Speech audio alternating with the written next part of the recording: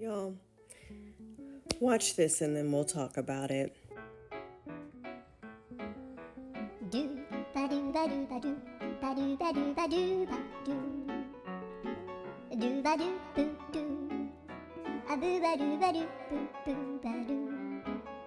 Now hold on. I know you'd cuss him out and you'd get a divorce and you'd leave and all that. I know that. But hold on. I just want to go into more detail of what would cause me to do those things. I agree with you. Don't get me wrong, but just hear me out. My first major concern would be me questioning myself as to how I allowed myself to fall in love with a man who would have shit be nasty like that. Now hold on, I have 2 kids. I know what the toddler phase was like. I know how messy and chaotic shit can get. But that looked like a fucking tornado rushed through the house. That was complete chaos. That was, I don't give a fuck, do whatever you want to do. My next concern, I have been clinically diagnosed by 3 different doctors who didn't know about the prior doctor's diagnoses with bipolar disorder, anxiety, and depression. One of the main reasons why everything is clean and organized around here is because I learned, not maybe like a year or 2 ago, that it helps regulate my mood to not have messes and disorganization. Any man that I am in close relationship with would know that. So my next major concern would be, knowing this about me, why would you create an environment that would possibly cause me to have a panic attack, to feel overwhelmed, frustrated, and unsafe? So I would immediately think that you don't give a fuck about me. I had to pause recording for a second because that concern brought tears to my eyes. You couldn't possibly care about me. There's no way. That alone would be enough for me to step away from the relationship. Because this is probably why I'm going to be single for a long time.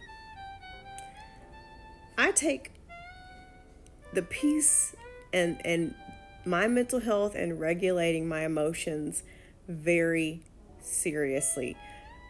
You guys don't understand how low I have been emotionally and mentally in my life before.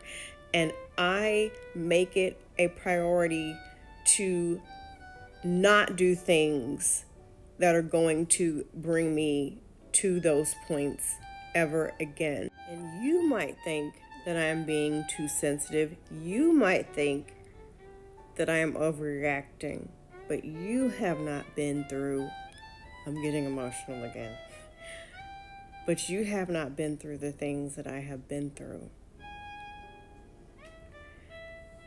There are certain things that society has made us believe is just a joke. It's okay. That's just how men are. That's just how men who don't give a fuck about you are. Men in this society love talking about providing. Provision isn't just financial. It's also me feeling safe around you mentally and emotionally. You know, can you provide a safe, peaceful environment for me so that I don't feel overwhelmed? Because life outside is already going to overwhelm me. I don't want to come home and feel that as well. And that's the key situation that these men seem to miss in that whole equation. That's why it's laughable to me. One of my mutuals on here said years ago that they don't like doing dishes, but they make sure that before their spouse gets home that there is not a dish in that sink, because they know that one of the things that exacerbates their partner's anxiety is seeing dishes in the sink. So with that being said, my partner knows, oh my gosh, Jules gets anxiety and overwhelmed if she sees clutter and if she sees messes. So I need to make sure this shit is cleaned up before she gets home. I need to maintain some kind of organization so that it doesn't get to that point to begin with. But to have it be like that and I walk into it, in my mind, after all I've been through, and like I said, maybe I'm doing too much. But after all I've been through, after all I've seen, the red flags that I know, how these men work, if I walked into that, I'm done. I can't do it anymore because I've missed some kind of red flag, or you're showing me who you really are. I don't know, but I can't be in this environment. And like I said, you might think I'm overreacting. I don't know, maybe I am.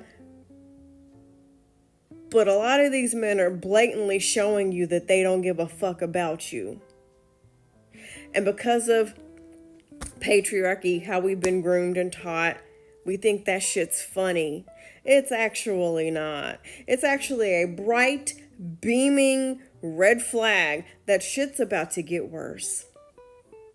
And it might not be leave the relationship worthy for you, but damn it, y'all need to have a serious discussion because shit like that can't continue to happen. And I'm willing to bet in that situation that she's the one who does all the cleaning. And his excuse, I don't know this. At least I kept the kids alive. Yeah, but look what you left for me. You don't love me. You just left this shit for me to do. This is how you see me? As your maid? My blood pressure. Let me calm down. I can't.